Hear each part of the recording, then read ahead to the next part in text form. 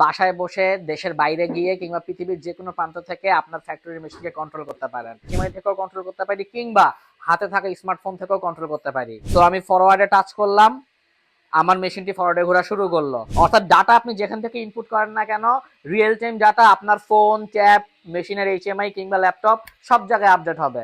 এবং যদি আমি ল্যাপটপ থেকে রিভার্স বাটনে টাচ করি, দেখুন আমার দ্বিতীয় মেশিনটি বা মোটরটি রিভার্সে ঘোরা শুরু হয়েছে। এবং এইচএমআই থেকে তৃতীয় স্টপ বাটনে প্রেস করলাম, তৃতীয় মেশিনও বন্ধ হয়ে গেল। আইআইওটি ইন্ডাস্ট্রিয়াল ইন্টারনেট অফ থিংস এর যুগে আপনাদের সকলকে স্বাগতম।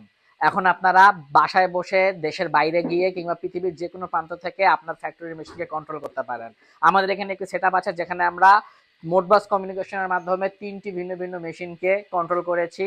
আমরা আমাদের ল্যাপটপ থেকে কন্ট্রোল করতে পারি, আমরা আমাদের ট্যাব থেকে কন্ট্রোল করতে পারি, আমরা অফিসের প্যানেল বোর্ডে থাকা এইচএমআই থেকেও কন্ট্রোল করতে পারি কিংবা হাতে থাকা স্মার্টফোন থেকেও কন্ট্রোল করতে পারি।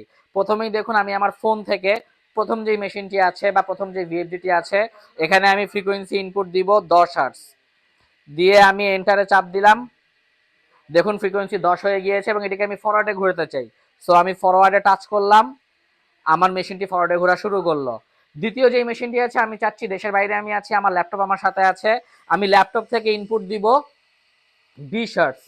সো আমি 20 সিলেক্ট করলাম, 20 অ্যান্ড এন্টার দিলাম। দেখুন 20 হয়ে গিয়েছে, ডিসপ্লেতে দেখা যাচ্ছে এবং আমার ফোনেও 20 হয়ে গিয়েছে। অর্থাৎ ডাটা আপনি যেখান থেকে ইনপুট করেন না কেন, রিয়েল টাইম ডাটা আপনার ফোন, ট্যাব, মেশিনের এইচএমআই কিংবা ল্যাপটপ সব জায়গায় আপডেট হবে। এবং যদি আমি ল্যাপটপ থেকে রিভার্স বাটনে টাচ করি, দেখুন আমার দ্বিতীয় মেশিনটি বা মোটরটি রিভার্সে ঘোরা শুরু হয়েছে।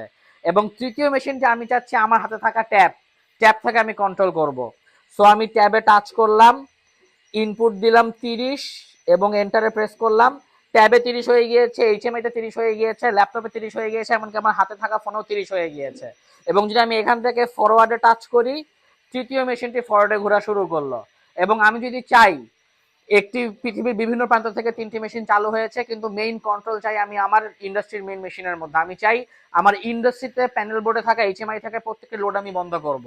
সো আমি এইচএমআই থেকে স্টপ বাটনে টাচ করলাম, প্রথম মেশিন বন্ধ হয়ে গেল। আমি এইচএমআই থেকে দ্বিতীয় মেশিনে স্টপ বাটনে প্রেস করলাম, দ্বিতীয় মেশিন বন্ধ হয়ে গেল। এবং এইচএমআই থেকে তৃতীয় স্টপ বাটনে প্রেস করলাম, তৃতীয় মেশিনও বন্ধ হয়ে গেল।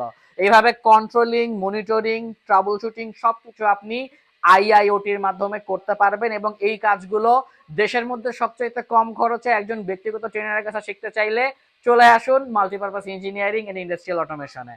ধন্যবাদ সকলকে, আসসালামু আলাইকুম।